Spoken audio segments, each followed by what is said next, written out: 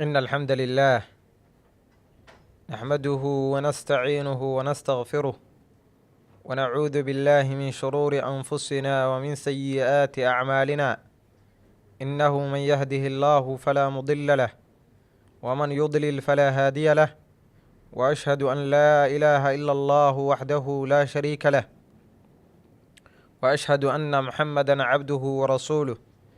يا أيها الذين آمنوا اتقوا الله حق تقاته ولا تموتن إلا وأنتم مسلمون. يا أيها الناس اتقوا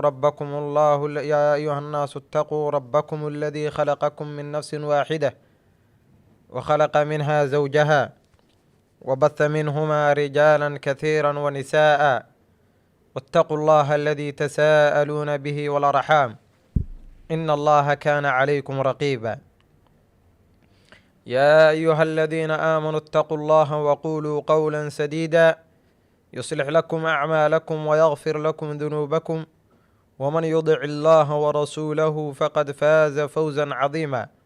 أما بعد، فإن أصدق الحديث كتاب الله، وخير الهدي هدي محمد صلى الله عليه وسلم، وشر الأمور محدثاتها، وكل محدثة بدعة، وكل بدعة ضلالة، وكل ضلالة في النار.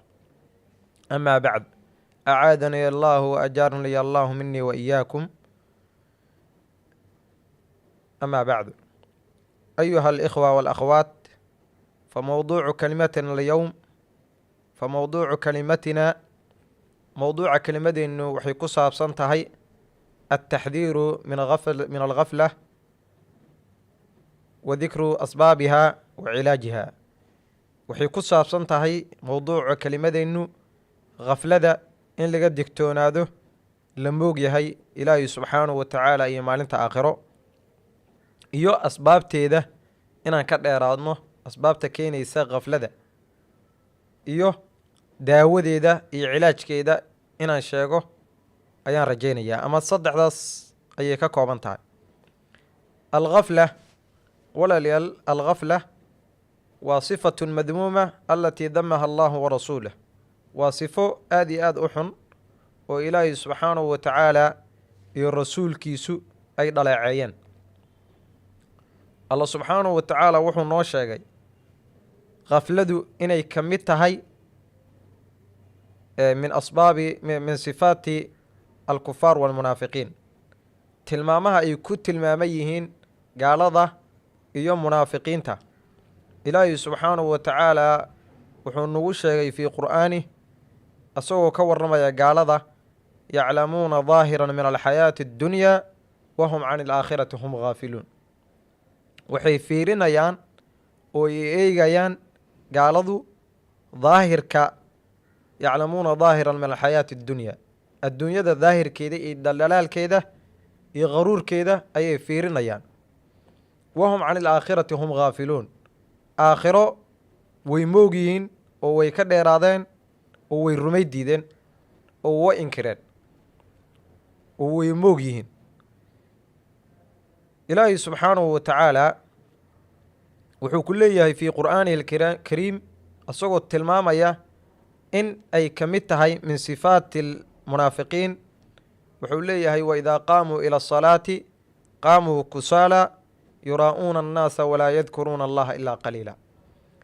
waidaa qaamuu ila asalaati qaamuu kusaala, markay u istaagaan salaada way istaagayaan ayagoo kusaalo ah oo caajizilowyaal ah oo cajsi uu ka muuqdo iyo wahsi. yuraa'uuna annaas walaa yadkuruuna allaha ilaa qaliila, waxay istutusayaan dadka oo ismaqashiinayaan oo hal lagu arko ayay u sameynayaan iyo damac adduunyo ayay ku raadinayaan. walaa yadkuruuna allaha ilaa qaliila. allah subxaanahu wa tacaala wuxuu ku soo gunaanaday aayadda in aysan xusaynin ilaahay subxaanahu wa tacaala ilaa wax yar mooyaane.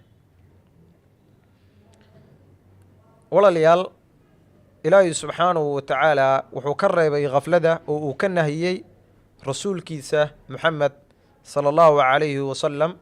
wuxuu ku leeyahay fii qur'aanih: wasbir nafsaka maca aladiina yadcuuna rabbahum bilghadaati waalcashiy yuriiduuna wajha walaa tacdu caynaaka canhum تريد زينة الحياة الدنيا ولا تطع من أغفلنا قلبه عن ذكرنا واتبع هواه وكان أمره فرطا. waxaa la leeyahay wasbir nafsaka maca aladiina yadcuuna rabbahum, ku sabar nebi maxamedow kuwa ilaahay subxaanahu wa tacaala baryaya oo caabudaya bilghadaati waalcashiyi, gelinka hore iyo gelinka dambe. yuriiduuna wajha, waxay doonayaan ilaahay subxaanahu wa tacaala wejigiisa iyo ridaa'ullah iyo la kulanka alle liqaa'ullah ayay rajaynayaan.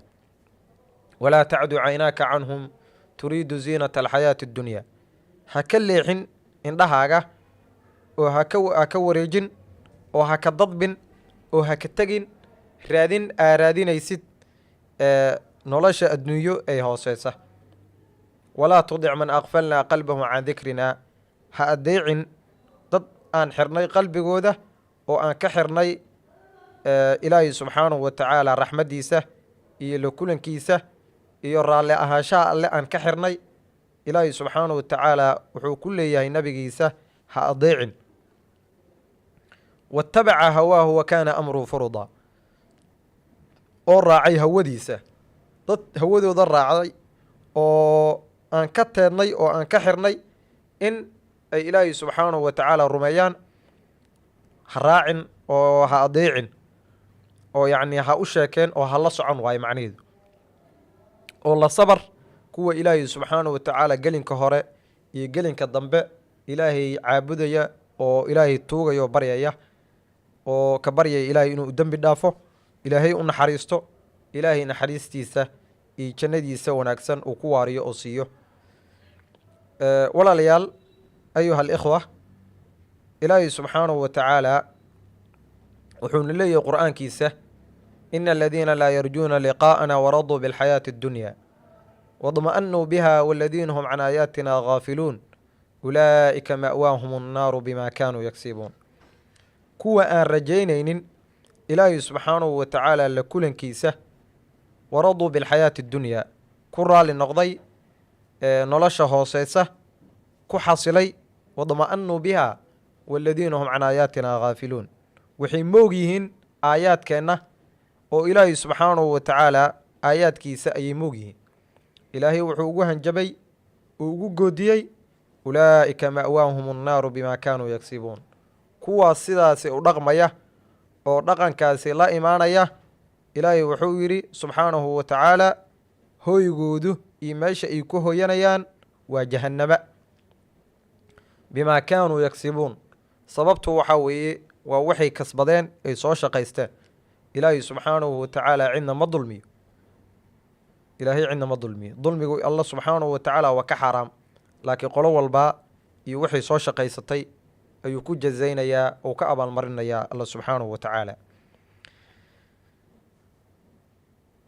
walaalayaal, ilaahay subxaanahu wa tacaala waa raxiim.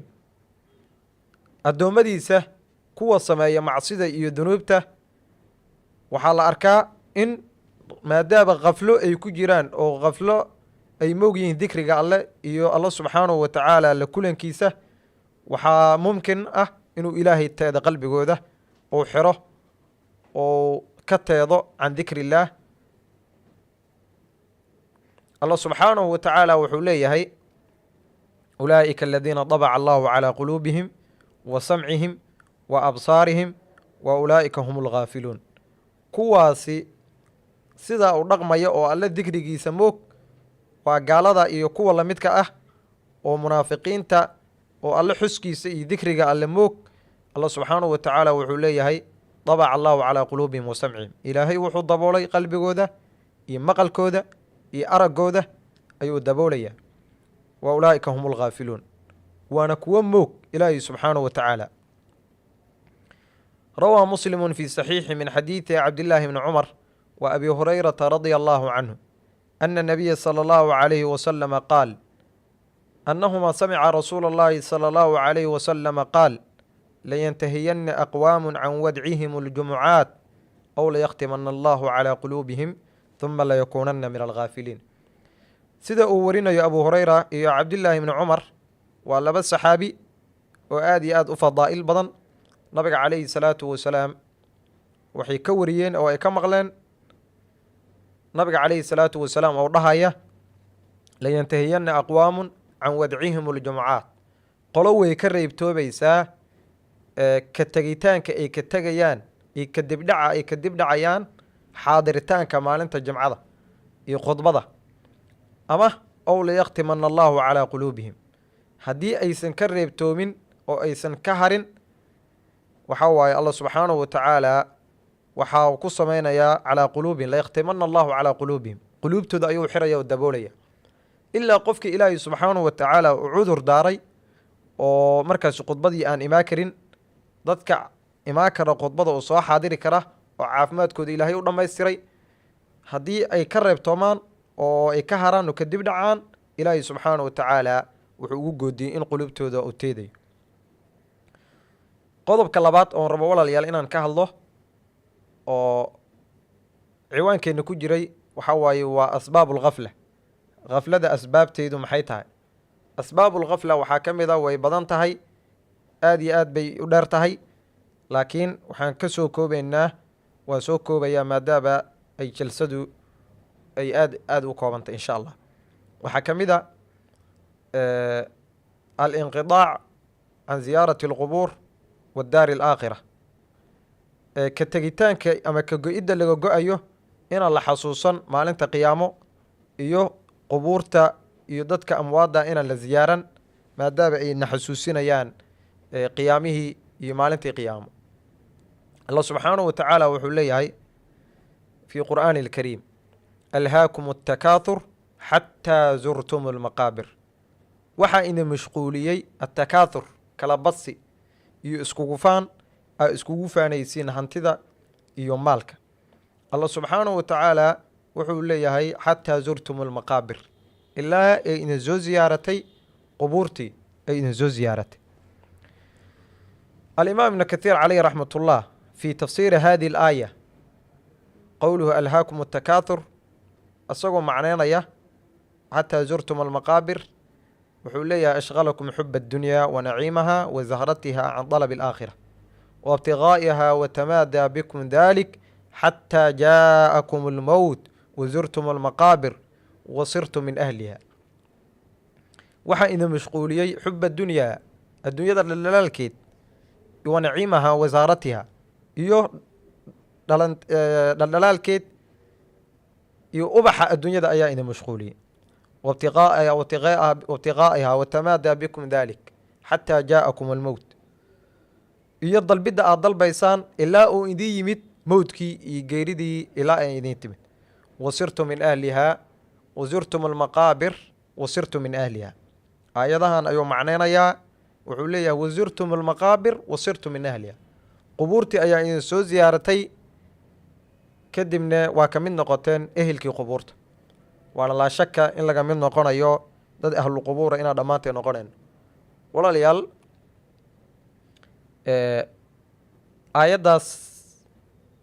aayadahaas ayuu sidaasi u macneeyay alimaam ibnu kathiir waxaa ka mid a alinqidaacu can majaalis اdikri wa cadami almuxaafada qodobka labaad oo khaflada keeni kara waxaa waaye can majaalis اdikri inaad ka go-did jalsooyinka xuska oo allah subxaanahu wa tacaala lagu xusayo wa cadami almuxaafada cala aladkaari asharciya fi lsabaaxi walmasaa iyo inaadan xafidin oo aad ka tagtid adkaarta sharciga oo subxii iyo galabtii la aqriyo iyo midda la aqriyo cinda dukhuuli almasjid waalkhuruuji minhu markii masaajidka la gelayo iyo markii laga baxayo iyo cinda dukhuuli lmasjidi cinda dukhuuli lmanzili waalkhuruuji minhu markii boos ama guri aad gelaysid ama aad ka bixaysid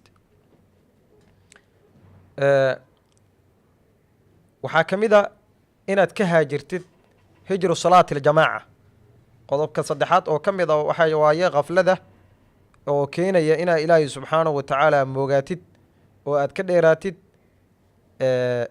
hijru salaati aljamaaca salaada jamaacada inaad ka dheeraatid oo ka haajirtid adigoo macnaha markaas jaanis u heli kara oo xaadiri kara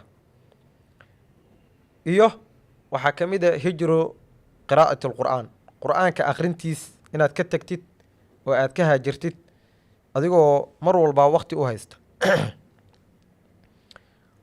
ilaahay subxaanahu wa tacaala wuxuu qur'aankiisa ku leeyahay fii buyuutin adina allahu an turfac wayudkara fiiha smuhu yusabixu lahu bilquduwi walaasaal rijaalu laa tulhiihim tijaaratun walaa beycun can dikri illaah yakhaafuuna yowman tataqallabu fiihi alquluub walabsaar. ilaahay subxaanahu wa tacaala guryo uu idmay in la kor yeelo yusabixu lahu bilquduwi walaasaal oo lagu xusayo gelinka hore iyo gelinka dambe. ilaahay subxaanahu wa tacaala wuu sheegay yaa xusaya rijaalun laa tulhiihim tijaaratun walaa beycun can dikri illaah, rag ilaahay subxaanahu wa tacaala aysan ka mashquulinaynin xuska alleh, tijaaratun can dikri illah walaa beyc, dikri iyo ma ka mashquulinayso, tijaaro iyo beyc ma ka mashquulinayso. yakhaafuuna yowman tataqallabu fiihi alquluubu walabsaar, waxay ka baqayaan maalin quluubta ay rogrogmanayso iyo indhaha ay khushuucayaan. waa yowm alqiyaama. walaalayaal, qodobkaas saddexaad oo aan rabo inaan ka hadlo waxaa ka mid ah ama waaye waa cilaaju lghafla. khaflada maxaa lagu daaweeyaa? khaflada waxaa lagu daaweeyaa waa asbaabihii hadda aan dhehayna laga dheeraado, oo asbaabaha keenaya in laga dheeraado oo qofka khafle inay ku dhacdo cagsigeeda waaye.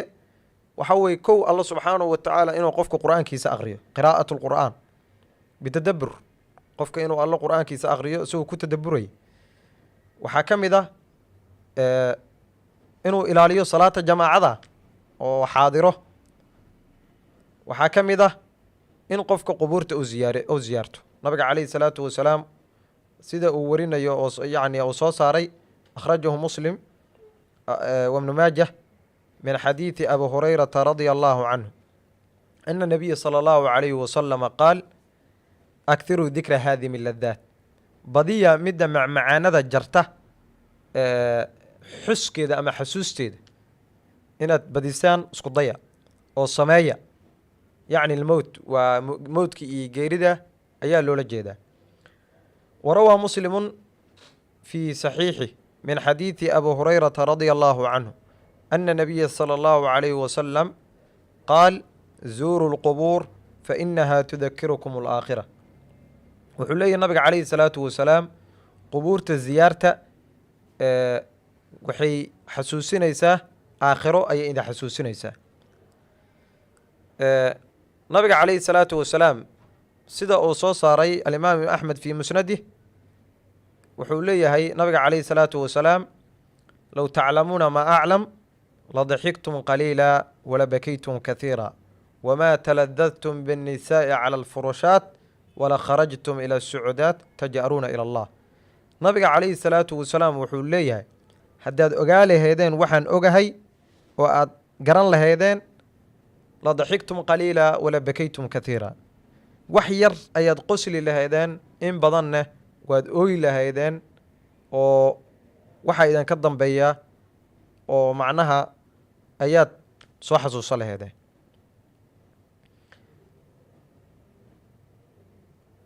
marka nabiga calayhi salaatu wasalaam sidaas ayuu leeyahay.